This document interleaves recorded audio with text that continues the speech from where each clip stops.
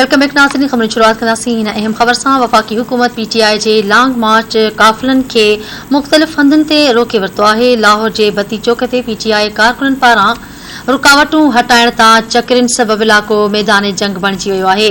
Police ऐं कारकुननि जे चकरिन दौरान doctor Yasmin Rashid जी गाॾी जा शीशा भॼी पिया। पुलिस ड्राइवर खे गिरफ़्तार करे वरितो आहे। तहरीक इंसाफ़ जे कारकुननि पुलिस ते पथराव कयो आहे।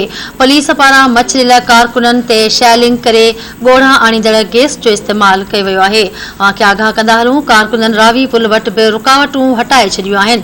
मियांवाली जे मुस्लिम कॉलोनी रेलवे फाटक वटि PTI कारकुननि इंतज़ामिया पारां लॻायल ज़ंजीरूं तोड़े अॻिते वधी विया आहिनि।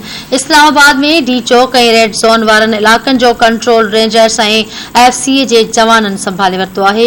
खे अहम ख़बर ॾियूं पिया। PTI जे लॉन्ग मार्च खे रोकण लाइ नंढनि वॾनि शहरनि जा दाख़िली ऐं ॿाहिरि वञण वारा रस्ता सील कया विया आहिनि। अहम ख़बर ॾियूं पिया। रावलपिंडी, अटक, जहलम ऐं चकवाल जो समूरनि ज़िलनि सां राब्तो कटिजी वियो आहे। इस्लामाबाद ॾांहुं वेंदड़ रोड रस्ता बि रुकावटूं ऐं रंडकूं बीहारे बंदि कया विया आहिनि। खे आगाह कंदा हलूं, PTI चेयरमैन इमरान ख़ान जी लॉन्ग मार्च बाबति अपडेट कयूं पिया। मोटरवे M23 ऐं 4 ते कंटर लॻी विया आहिनि।